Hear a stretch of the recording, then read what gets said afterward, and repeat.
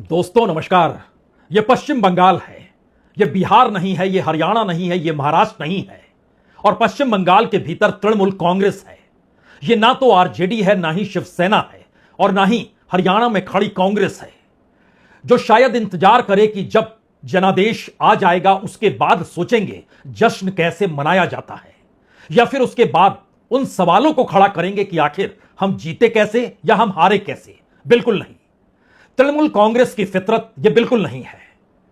अभी से ही रतजगा की तैयारी है, और रात में जागने का मतलब यह कतई नहीं है कि सुबह सो जाना है।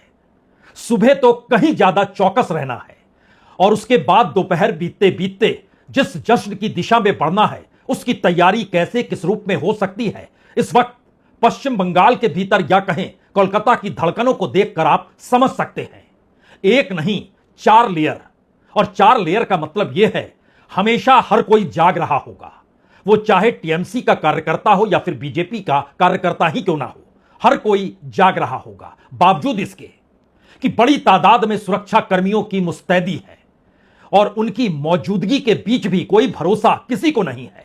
और एक झटके में चुनाव आयोग की भूमिका और सुप्रीम कोर्ट के निर्देश ने कहीं एक लकीर राज्य स्तर के अधिकारी और केंद्र सरकार के अधिकारियों के बीच न चाहते हुए भी खींच दी है। शायद इसीलिए कौन अधिकारी कहां पर नियुक्त है उसकी जानकारी उसके अपने डिपार्टमेंट को है, उसके अपने सहयोगियों के पास है। कहीं से कोई मैसेज किसी भी रूप में आएगा तो हर कोई सक्रिय हो जाएगा। और यह बातें कोई दूसरा शख्स नहीं बता रहा, बल्कि बाकायदा शुभेंदु अधिकारी जो बीजेपी के पोस्टर बॉय हैं, इस वक्त वह भी इन सबको बताने लगे हैं। वो जानते हैं दरअसल पश्चिम बंगाल के पॉलिटिकल मॉडल के भीतर हर पॉलिटिकल पार्टी का एक अपना नया मॉडल होता है, जिसके आश्रय उसको भेद पाना बहुत मुश्किल होता है। इसीलिए बूथ दर बूथ जी नहीं, टेबल दर टेबल जी नहीं। ऐसे सोचिए कि बांस दर बांस हर जगह पर आपको कौन मौजूद रहेगा, कैसे मौजूद रहेगा, उसको पानी कौन पिला रहा होगा, कौन सी व्यवस्था होगी जिसमें रात भर वो जागते भी रहे और सुबह चौकस भी रहे, उसके लिए कौन सी सुबह टीम आएगी और कैसे खड़ी हो जाएगी। जबकि इन सब के बीच चुनाव आयोग ने भी तैयारी जबरदस्त कर दी। उसने कहा जितने ऑब्जर्वर हैं इससे काम नहीं चलेगा, और चाहिए तो 75 पुलिस ऑब्जर्वर और आ गए, लगभग 142 सेंट्रल ऑब्जर्वर और आ गए। यानी 225 से ज्यादा ऑब्जर्वर्स की मौजूदगी चुनाव कराने के लिए नहीं, बल्कि काउंटिंग को देखने, समझने और निगरानी रखने के लिए है। इससे पहले ऐसी नियुक्तियां कभी किसी चुनाव की काउंटिंग में बिल्कुल नहीं हुई है, लेकिन इस बार हो रहा है। मसला इतना बार नहीं है, इस रूप में है कि जब इस बात का जिक्र है कि हर किसी के पास एक अपना मॉडल है और उस मॉडल के भीतर भेद पाने की स्थिति में विपक्ष खड़ा हो पाता है या नहीं हो पाता है। शायद बीजेपी की सबसे बड़ी परीक्षा इसी बात को लेकर पश्चिम बंगाल के चुनाव में पहले दिन से रही है, और उस मॉडल को कोई ना भेद पाए इसके लिए पूरी तैयारी अपने तौर पर टीएमसी ने की। इन दोनों के बीच चुनाव अधिकारियों की मौजूदगी, इलेक्शन कमीशन की वैसी भूमिका जिस भूमिका के आश्रय एक पार्टी पक्ष में खड़ी हो, दूसरी पार्टी विरोध करे, यह भी किसी को समझ नहीं आया कि चुनाव आयोग तो इस देश का होना चाहिए। फिर यह सवाल क्यों उठ गए? ठीक वैसे ही जैसे राज्य सरकार के अधीन आने वाले अधिकारी और केंद्र सरकार के अधीन आने वाले अधिकारियों पर नजरें उठ गई। लेकिन बहरहाल इनसे बाहर निकलिए और अब जरा समझने की कोशिश कीजिए। जो कभी नहीं होता था वो हो रहा है, वह काउंटिंग के दिन के लिए हो रहा है। और इन सब के बीच एक मॉडल खुले तौर पर जिक्र किया अभिषेक बैनर्जी ने। डायमंड हार्बर के वह सांसद हैं और उन्हीं के कॉन्स्टिट्यूंसी के भीतर फाल्टा आता है। फाल्टा जहां पर चुनाव रद्द कर दिया गया। अब आप सोचना शुरू कर दीजिए इस चुनाव का मतलब और महत्वता क्या है। हम इस पर आए उससे पहले एक हकीकत जरा समझ लीजिए। फाल्टा चुनाव में भी सबसे ज्यादा अधिकारियों की मौजूदगी, सबसे तेज तर्रार पुलिस ऑब्जर्वर की मौजूदगी, जो 3 पुलिस ऑब्जर्वर सिर्फ और सिर्फ उस कॉन्स्टिट्यूंसी के लिए सौंपे गए जहां पर निगरानी रखनी है, उसका खुलेआम नजारा पूरी देश ने देख लिया। वो आईपीएस उत्तर प्रदेश के थे। हम सिर्फ इसलिए दोहरा रहे हैं आज उसे क्योंकि इलेक्शन कमीशन ने फाल्टा के चुनाव को रद्द कर दिया और कहा कि वहां दोबारा से वोटिंग होगी, और वो वोटिंग जो नई सरकार बनेगी उसके अधीन होगी। वो नई सरकार किसकी होगी? बाजी तो इसी बात को लेकर लगी है। और फाल्टा की 285 बूथ पर 21 मई को वोटिंग होगी, 24 मई को रिजल्ट आएगा। लेकिन उससे ठीक पहले यह स्थिति क्यों आ गई? दरअसल अभिषेक बनर्जी ने एक ट्वीट किया। उसमें उन्होंने लिखा कि आपके बांग्ला बृहस्पति गुजराती गिरोह और उनके कठपुतली ज्ञानेश कुमार के लिए 10 जन भी मेरे डायमंड हार्बर मॉडल में एक खरोंच तक नहीं ला पाएंगे। अपनी पूरी ताकत लगा दो, मैं पूरे भारत को चुनौती देता हूं। फाल्टा आओ, अपने सबसे ताकतवर को भेजो, दिल्ली से किसी भी एक सरगना को भेजो, अगर हिम्मत है तो फाल्टा में चुनाव लड़ो। इसको सोशल मीडिया में लिखने के बाद बीजेपी के आईटी सेल ने इसको टैग करते हुए इलेक्शन कमीशन से पूछा, यह मॉडल क्या चीज होती है? यहां गुजरात मॉडल का जिक्र नहीं है, यहां योगी मॉडल का भी जिक्र नहीं है, यहां इस देश के किसी भी मॉडल का जिक्र नहीं है। यह नया डायमंड हार्बर मॉडल है जिसका जिक्र बीजेपी के आईटी सेल ने उठाया। इलेक्शन कमीशन सक्रिय हुआ और उसने ऐलान कर दिया, बिल्कुल अब यहां पर दोबारा चुनाव होगा। यह एक पहला मैसेज है इस चुनाव को लेकर। लेकिन दूसरी तरफ अगर ममता बनर्जी मौजूदगी के साथ खड़ी है तो सबसे महत्वपूर्ण 48 घंटे बीजेपी की तरफ से भूपेंद्र यादव और सुनील बंसल को सौंपे गए। आप जाइए, वहीं रहिए, निगाहें खुली रखिए, नजरों के आश्रय चीजों को समझते रहिए। हॉटलाइन दिल्ली और कोलकाता के बीच जुड़ी हुई है। जब इच्छा हो फोन उठाइए, सीधा संवाद बनाइए, बातचीत कीजिए। इसमें कोई मोबाइल यूज करने की जरूरत नहीं है, अन्यथा संवाद होते रहेगा, पता चलते रहेगा। भूल जाइए इसको आप। और ये दोनों वहां पहुंच गए।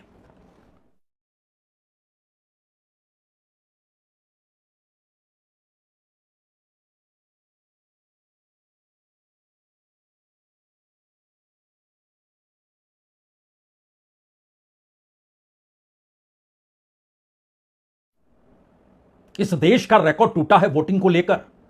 90% से ज्यादा वोटिंग दोनों फेज में हुई है। एवरेज निकालिएगा तो 92%। और तकरीबन 36 कॉन्स्टिट्यूंसी तो ऐसी है जहां 95% प्लस तक वोटिंग हुई है।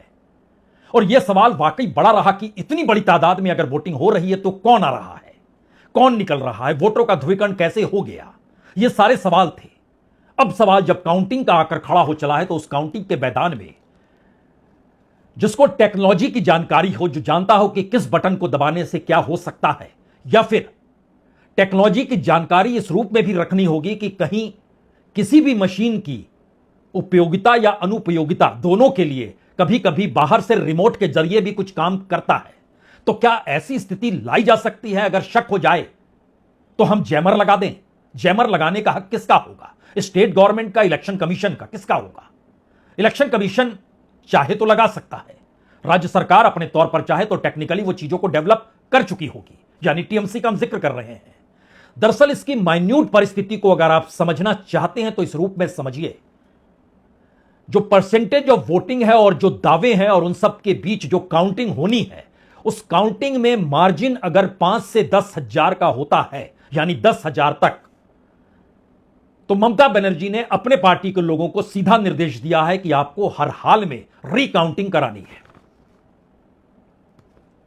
और दूसरी तरफ बीजेपी के मौजूदगी जो वो टेक्निकल सेवी लोग कौन कौन से हैं, उनकी भी नियुक्ति की गई है। तकनीकी ज्ञान रहना जरूरी है, सिर्फ नंबर से काम नहीं चलेगा। वो बैलेट पेपर अलग मसला था, यहां बटन से काम चलेगा। और अगर ऐसा लगता है जानकारी के लिहाज से कि अगल बगल एक रेंज में अगर रिमोट के जरिए भी चीजें डाइवर्ट की जा सकती है तो शक हो तो उस गुंजाइश को अपने तक ना रखिए। यह स्तर दर स्तर ठीक वैसे ही है जैसे चुनाव के वक्त डायमंड हार्बर जिस मॉडल का जिक्र अभिषेक बनर्जी कर गए, उसका मतलब यह है कि व्यक्ति, परिवार, मोहल्ला और उसके साथ आगे की परिस्थिति, ये होते हैं तरीके जिसमें सब कुछ जुड़ते चला जाता है। पूरा परिवार, पूरा मोहल्ला किसी पॉलिटिकल पार्टी के साथ कैसे जुड़ेगा, उसको किस पर निगरानी रखनी है, उस निगरानी के तहत उसको कौन सा संदेश पार्टी कार्यकर्ता को देना है, और पार्टी कार्यकर्ता उसके बाद अपने सीनियर को जानकारी दे जिससे वो हरकत में आए। तो डायमंड हार्बर मॉडल जो है वो कड़ी दर कड़ी चीजों को जोड़ता है और एकजुट करके एक बहुमत के दायरे में चीजों को लाने की कोशिश करता है। और डायमंड हार्बर मॉडल कमोवेश क्या बंगाल की हर कॉन्स्टिट्यूंसी में है। 70 के लगभग कॉन्स्टिट्यूंसी ऐसी है जहां पर वोटों का ध्रुवीकरण मायने रखता है, अगर वो वाकई हिंदू मुस्लिम में बट गया तो। इस ध्रुवीकरण का मतलब बहुत साफ है क्या पूरा हिंदू एक साथ हो गया? क्या पूरा मुसलमान एक साथ हो गया? और धर्म इलेक्शन कमीशन बिल्कुल इजाजत नहीं देता है, या फिर नियम नीति निर्देशन में यह लिखा हुआ है धर्म के आश्रय चुनाव नहीं लड़े जाते हैं? लेकिन खुला खेल हर चुनाव में हर किसी ने देखा, समझा, परखा है। और बीजेपी तो खुले तौर पर कहती है हमें मुस्लिम वोट चाहिए ही नहीं। और इसीलिए जब एक सवाल आया, शुभेंदु अधिकारी से पूछा गया, 90% बोले सब हिंदू एक हो। जिस तरह से पूरा परसेंटेज 90% से ऊपर हुआ है, सेकंड फेज में क्या कहना चाहेंगे? 90 हिंदू खोल के वोट किया क्या? अब सरकार बनना तय है। कितना बार बोलूंगा? दरअसल बंगाल इस मायने में अलग है कि यह बात अगर यूपी में कही जाती तो अलग बात थी। बंगाल का जो पूरा कल्चरल एस्पेक्ट है, जो सांस्कृतिक राष्ट्रवाद है, वो बिहार, यूपी, दिल्ली, मध्य प्रदेश इन सबसे हटकर है।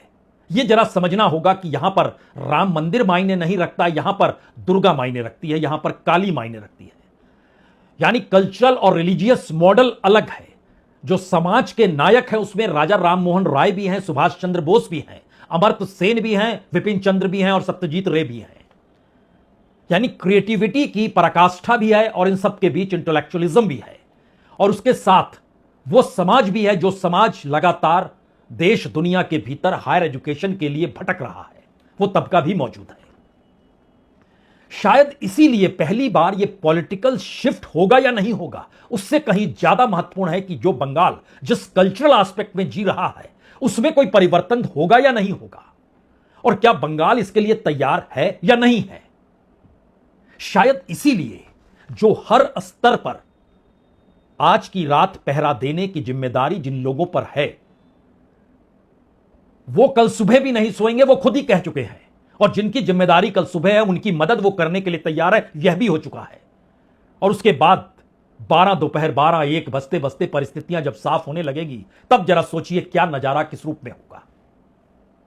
वो कोलकाता हो या फिर वो दिल्ली हो, नजरें पैनी दोनों जगहों से है। और पॉलिटिकल तौर पे ये पहली बार एक ऐसी परिस्थिति है जिसमें हर कोई जानता है कि यह देश इतना पॉलिटिकल हो चुका है, जहां पे देश के भीतर कमोवेश हर परिवार में आज की तारीख में डिस्कशन पॉलिटिकल ही होता है। और बंगाल के भीतर इलेक्शन को लेकर और इस देश के मीडिया के जरिए दिखाया गया एग्जिट पोल हो, या किसी ने एग्जिट पोल से पांव पीछे खींच लिए हो, या फिर जो इलेक्शन कमीशन को निशाने पर लेते लेते सुप्रीम कोर्ट पहुंच गए, या सुप्रीम कोर्ट ने वहां पर हर बात को खारिज कर दिया कि बिल्कुल नहीं, हम इलेक्शन कमीशन के काम में कोई दखल नहीं देंगे। ये सारी बातें सिर्फ बूथ लेवल का व्यक्ति ही नहीं बल्कि हर बच्चा बंगाल में जान चुका है। और उन सब के बीच कल सुबह काउंटिंग की शुरुआत होनी है। 3 बड़े सवाल, 3 ऐसे बड़े सवाल जो बतलाते हैं कि दरअसल बंगाल और बंगाल का चुनाव और चुनाव के बाद कल की काउंटिंग और उसके बाद का जनादेश इस देश को कैसे प्रभावित करने वाला है। क्योंकि यह इस देश के भीतर पहली बार समूचे विपक्ष के लिए एक एसिड टेस्ट है, उसकी मौजूदगी है या नहीं है। और इसके बाद उस इलेक्शन प्रोसेस का भी एसिड टेस्ट है कि उसमें विपक्ष को अब आना चाहिए या नहीं आना चाहिए, या फिर कोई अल्टरनेटिव रास्ता निकालना चाहिए। और दूसरी तरफ जो दिल्ली की सत्ता है और जो ये मानकर चलती है कि केंद्रीय अधिकारी निष्पक्ष है, राज्यों के अधिकारी उस सत्ता के अनुकूल हो ही जाते हैं, जिसकी सत्ता होती है तो उसी के मातहत वो काम करते हैं। तो उसकी अपनी सोच की परीक्षा भी वहीं पर है, क्योंकि हजारों सुरक्षाकर्मी, हजारों ऑब्जर्वर, हर तरीके से हर चप्पे चप्पे पर नियुक्तियां, और उसके बाद कल काउंटिंग सेंटर में जो व्यवस्था चुनाव आयोग ने की है, जो व्यवस्था सुरक्षा की है, जो स्थिति में मीडिया की मौजूदगी को कैसे दूर रखा जाए और जिस अवस्था में टेक्नोलॉजी प्रभावित ना हो, इसको लेकर भी चिंतन मनन जब टीएमसी के भीतर यह सोचकर होने लग जाए कि एक दायरे के जरिए कोई बटन दबा के रिमोट के आश्रय चीजें डेवलप तो नहीं कर सकता है, तब यह सवाल बड़ा है। यह पश्चिम बंगाल है जिसका जिक्र हमने शुरू में किया, वो बिहार नहीं है। इंतजार होगा फॉर्म 17 का, इंतजार होगा कितने वोटिंग परसेंटेज थे, इंतजार होगा यहां पर रिकाउंटिंग हो या ना हो, इंतजार होगा कि दरअसल उसके बाद वहां पर इलेक्शन कमीशन अपनी मोहर कब लगाता है जीत हार को लेकर। बिल्कुल नहीं, ऐसी कोई परिस्थिति नहीं आने दी जाएगी। और इसीलिए जब इतनी मेहनत मशक्कत हो रही होगी, दिल्ली से अधिकारी भेजे जा चुके होंगे, बीजेपी के नेता भी दिल्ली से पहुंच चुके हैं, और उस बीच कोलकाता के भीतर हर गली नुक्कड़ का छोटा बच्चा ही क्यों ना हो जिसको अभी चुनाव डालने के अधिकार भी ना मिले हों, यानी वो 18 बरस का भी ना हो, लेकिन राजनीतिक तौर पर उसकी सक्रियता इस हद तक है कि उसकी जुबान पर वही पॉलिटिकल नारे हैं जो बड़े बड़े पॉलिटिकल नेता लगाकर चले गए। खेला हो वो, परिवर्तन हो वो, जी नहीं। इसके आगे सोचिए कैसे नारे हो सकते हैं वो नारे दरअसल इस देश की अस्मिता और इस देश की साख से जुड़े हैं, इस देश के भीतर सांस्कृतिक राष्ट्रवाद से जुड़े हैं। और उन परिस्थितियों में इस चुनाव के जनादेश का इंतजार पूरा देश कर रहा है, क्योंकि वो जानता है यह चुनाव परिणाम किसी के राजनीतिक भविष्य को डिब्बे में बंद कर देंगे या फिर किसी की राजनीतिक सत्ता को इस तरीके से हिला देंगे जहां पर उसकी नींव हिलने लगेगी। यानी व्यापक परिवर्तन इस देश के भीतर बंगाल के जरिए क्यों देखा जा रहा है, तो उसका आखिरी जवाब सिर्फ एक ही है। बंगाल के चुनाव में जो इस देश के तमाम बड़े इंस्टीट्यूशंस की भूमिका रही, वो इंस्टीट्यूशन जो लोकतंत्र के प्रहरी के तौर पर है, वो इंस्टीट्यूशन जिसके आश्रय भारत में लोकतंत्र की रक्षा की जाती है, पहली बार यह चुनाव और उसके परिणाम उस पर भी असर डालने वाले हैं। जश्न का इंतजार पूरे देश को है या कहें बंगाल को है, आप जो भी सोचिए, लेकिन भारत की राजनीतिक परिस्थितियां दरअसल उस दिशा में जा चुकी है जहां विपक्ष नहीं है। 12-13 बरस पहले कांग्रेस के खिलाफ एक आंदोलन की शुरुआत दिल्ली में हुई थी। कांग्रेस हार गई, बीजेपी सत्ता में आ गई। जिसने आंदोलन किया था वो छिटक गए।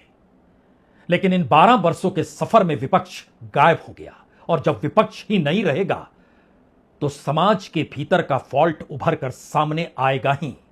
और बहुत मासूमियत से हर कोई कहेंगे या तो हमारी हिस्सेदारी थी, या हम ये सोचते रह गए कि शायद कोई परिवर्तन इस देश में होगा। दोनों मुट्ठी बंद है। बंगाल उसी मुट्ठी को खोलने और कसकर खींचने की दिशा में अटका पड़ा है। कल सुबह का इंतजार हर किसी को है। बहुत बहुत शुक्रिया, बहुत बहुत शुक्रिया।